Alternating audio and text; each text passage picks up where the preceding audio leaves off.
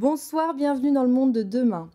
La métallurgie, un secteur ancestral et toujours aussi innovant à Genève, de la forge au laser à la réalisation d'ouvrages métalliques exceptionnels exposés jusqu'à New York, un domaine en pleine effervescence qui propose des solutions de pointe pour répondre aux innombrables besoins de l'industrie.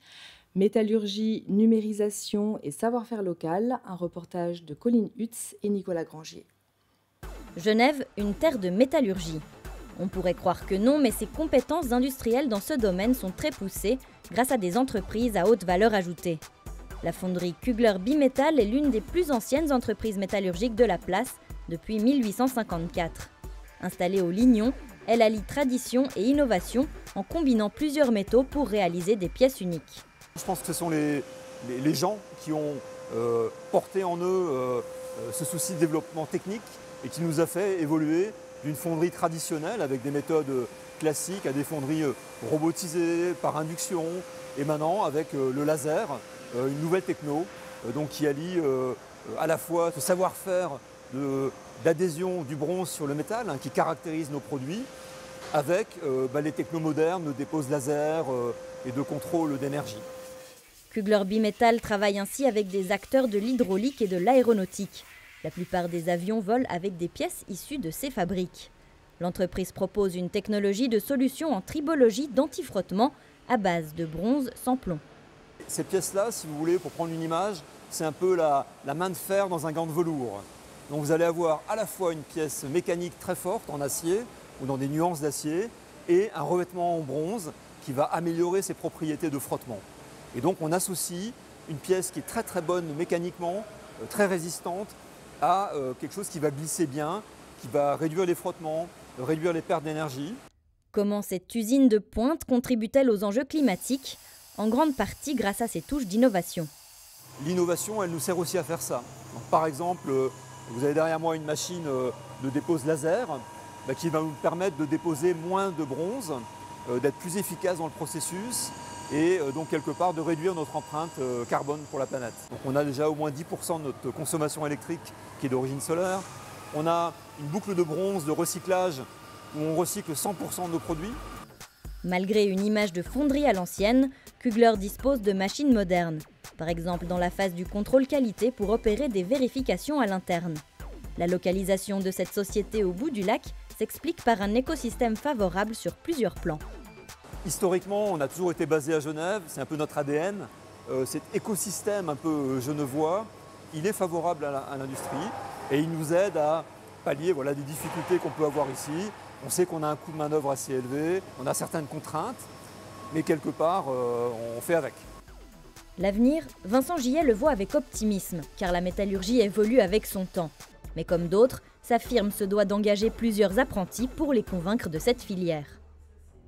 Fondée en 1964, Metalover réalise des ouvrages métalliques haut de gamme dans tout le canton. Mêlant acier, laiton et verre, elle excelle dans les traitements de surface.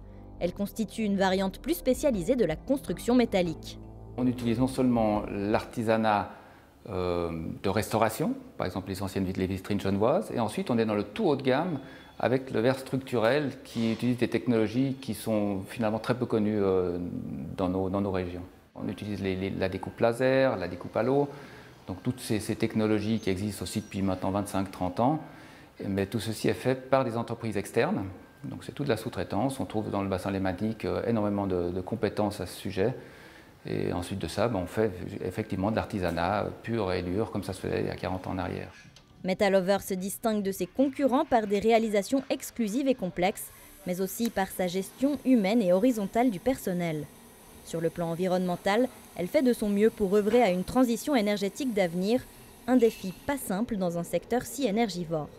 On a un matériau déjà qui est recyclable, que ce soit l'aluminium, le laiton, tous les matériaux sont cyclables. On n'a pratiquement pas de déchets. Aujourd'hui, on reçoit des barres prédébitées, en ce qui concerne pour fabriquer des portes, par exemple. Au niveau énergie, il est clair qu'on n'est pas les meilleurs, mais on n'est pas les moins bons non plus, et on fait de notre mieux. Metalover travaille à flux tendu et passe souvent par des architectes pour traiter ses commandes en élaborant des budgets sur mesure. Pour Daniel Hoffmann, Genève réunit de multiples atouts pour contrebalancer des obstacles récurrents tels que sa cherté. Je dirais que c'est presque le triangle d'or parce que les moyens sont là, le niveau des architectes est élevé. Et ensuite, on a une volonté de bien faire à Genève qui est tout de même intéressante et qui nous permet de faire des ouvrages plus qu'intéressants. Donc les bâtiments vivent, donc les métiers alentours vont vivre avec. Pour autant qu'on n'entre pas dans un système standardisé tel qu'on a pu le voir apparaître dans d'autres pays. Et Genève est probablement une sorte de lieu unique dans le monde où le sur-mesure est prépondérant. Lors de nouvelles réglementations de l'État, de gros volumes peuvent parfois être commandés. Et globalement, la progression des projets de construction ou de mécanique donne de l'espoir pour garantir à cette industrie une santé de fer. Paul Noël, bonsoir. Bonsoir et merci de l'invitation. Alors, vous dirigez l'entreprise True Plus, une entreprise que vous avez fondée en 2016 et qui développe des solutions d'authentification numérique des métaux. Alors, comment il est né, ce projet ? Alors, ce projet est né dans une autre entreprise qu'on a développée il y a 10 ans, qui consistait à créer des pièces d'investissement en métaux précieux, notamment en or. Et donc, on avait à l'époque fait dessiner par Roger Punt une pièce d'une once en or pur. Et on se posait la question de savoir quel type de garantie on pouvait donner au XXIe siècle en termes technologiques lorsqu'on émettait et lorsqu'on vendait ces pièces d'investissement. Beaucoup de recherches ont été faites. On a créé en 2016 True Plus SARL de façon à faire des recherches et développements, construire les machines qui permettaient de marquer l'objet physique dans le but de l'identifier, donc de le lier avec son certificat d'authentification, mais surtout de l'authentifier. Pourquoi ? Parce que la contrefaçon est une gangrène dans le monde des métaux précieux, aussi bien pour les lingots que pour les pièces d'investissement. Et donc, on a fait ces recherches avec des contraintes très très fortes, qui étaient au départ qu'on ne pouvait pas enlever de la matière de l'objet qu'on fabriquait. Donc on ne pouvait pas enlever de la matière, on ne pouvait pas non plus en rajouter, parce qu'à ce moment-là, ce n'était plus du 24 carats, ce n'était plus de l'or pur.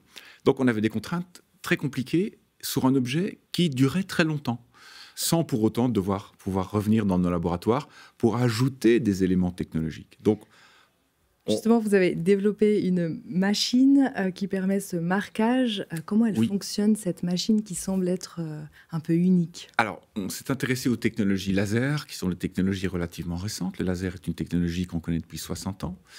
Mais depuis une dizaine d'années, d'autres technologies optiques associées au laser permettent de faire des choses, notamment des marquages qui sont ce qu'on appelle auto-authentifiants.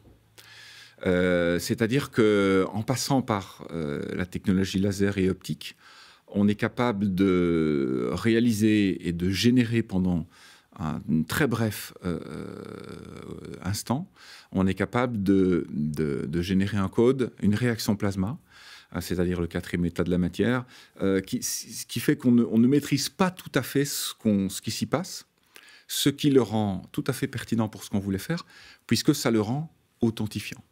Et quand je dis que le code que nous générons est auto-authentifiant, c'est-à-dire que nous ne sommes pas capables nous-mêmes de faire deux fois le même code et donc d'avoir deux objets identiques nous-mêmes. Donc on a construit cette machine avec l'idée de relier le côté technique et physique, marquage physique, avec un côté numérique. Et donc on y a installé une caméra très haute définition et on fait une photographie haute définition de la réaction plasma lorsque chaque pièce qu'on l'on marque, il y a un code unique, de façon à pouvoir exploiter ces informations numériques, qui sont la photographie du code à l'origine lorsque la pièce est passée dans notre machine, et ensuite pouvoir réconcilier une photo prise 2, 3, 5 ans après, et de la comparer avec la photo qui a été prise dans cette machine laser que nous avons construite, qui est unique, et qui permet donc de authentifier la pièce, y compris en tenant compte de l'usure, par exemple, ou de la dégradation de l'objet. Je vois que vous nous avez apporté un exemple de ce que vous faites. Est-ce que vous voulez nous montrer Alors, justement cette oui, parce que une fois le développement des pièces d'or bien en route, donc aujourd'hui on a fait plus ou moins 40 000 marquages sur des pièces en métaux précieux, en or, en platine et en argent. Nous avons aussi développé, nous sommes dit, la technologie que nous avons mise au point peut aussi bien être appliquée dans le monde de l'art. Alors ça, c'est un tirage d'art. En fait, il fait référence aussi à Roger Fount, puisque c'est les billets de 500 € qu'on aurait dû avoir dans nos poches.